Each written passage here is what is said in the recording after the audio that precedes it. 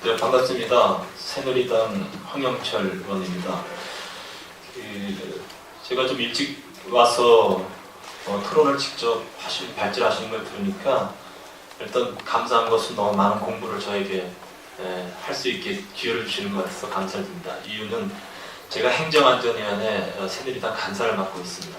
이 사무총장님, 선관위 사무총장님 나오셔서 말씀하신 대로 올해는 우리 선거나 선거 제도를 바꿔내기 위한 가장 좋은 해라고 저는 생각합니다. 선거가 없기 때문입니다. 제가 그 선관위 업무 보고와 관련된 일정이 있을 때 선거관리위원회에 주문하는 것이 있습니다. 그 주문하는 그 내용이 선거관리위원회는 여당 야당으로부터 다 뺨을 맞을 각오를 하고서 일을 해야 된다, 이렇게 말씀을 드립니다. 그 이유는 늘 정치권은 자기들에게 유리한 제도를 만들어내려고 하고 또 자기들에게 선거에서 이길 수 있는 그런 선거 제도를 만들어내려고 하는 그런 아주 속물근성이 있습니다.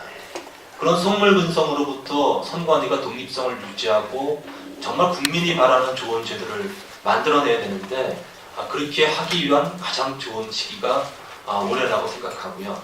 말씀하신 대로 5월 달까지 선관위가 중심이 돼서 정말 객관적이고 중립적이고 그리고 국민이 바라보기에 정말 선거 제도가 또 선거 문화가 발전할 수 있는 제도를 만들어 내줬으면 하는 바람이 간절합니다.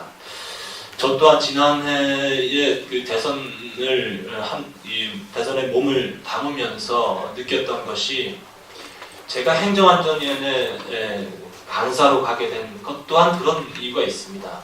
이 선거를 앞두고서 각 당으로부터 각각 선거에 유리한 입장에서 그렇지만 그것을 국민을 위한다는 그 명분으로 포장돼서 새로운 제도를 만들려고 할 때 그 당에서 좀 더 냉정하게 또 객관적으로 잘 대처하라는 그런 입장에서 제가 행안위에 이제 간사를 좀 맡게 됐었습니다.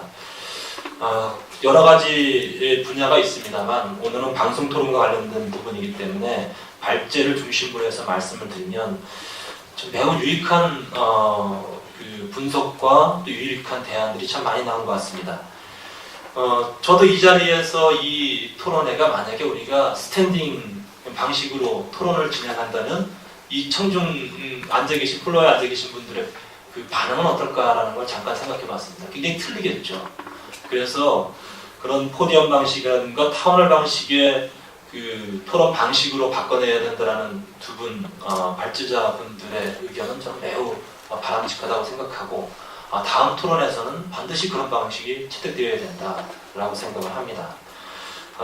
또 영상의 다양성을 통해서 국민들이 방송 영상을 통해서라도 정말 흥미를 배가시킬 수 있는 방법들, 이런 방법들을 적극적으로 찾아내는 것은 또 매우 유익하다고 생각합니다.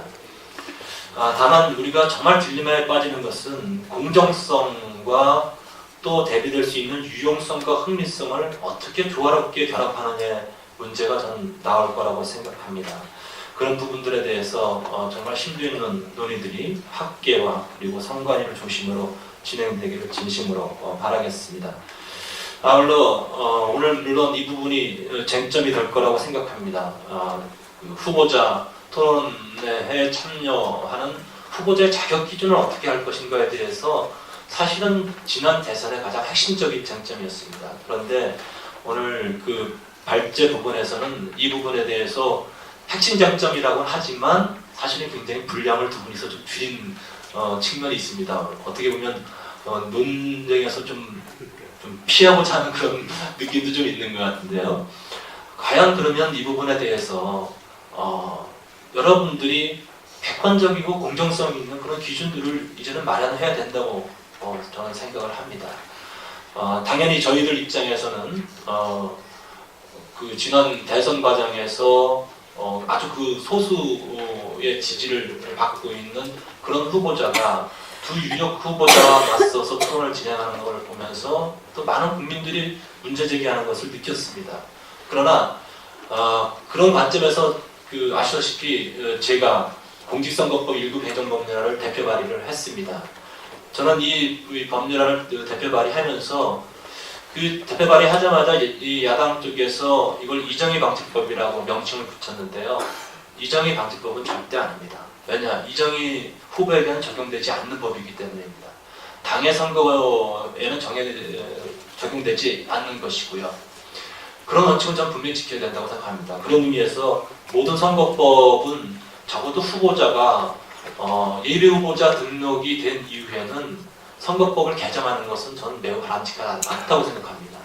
투표시간 연장 문제도 그렇고요. 만약에 새로운 법을 제가 이 토론의 자격 기준을 제한하는 이런 법들도 이미 예비 후보자 등록을 한 이후에는 그 예비 후보자에게는 적용돼서는 안 된다는 것이 기본 원칙입니다. 다음 선거부터 적용돼야 되겠죠. 제가 이것을 발의하면서 다음 선거에 어떤 영향을 미칠까 생각을 해봤습니다. 대통령 선거뿐만이 아니라요. 이 자리에 계신 많은 분들은 지역에 있는 국회의원 선거를 지켜보실 겁니다.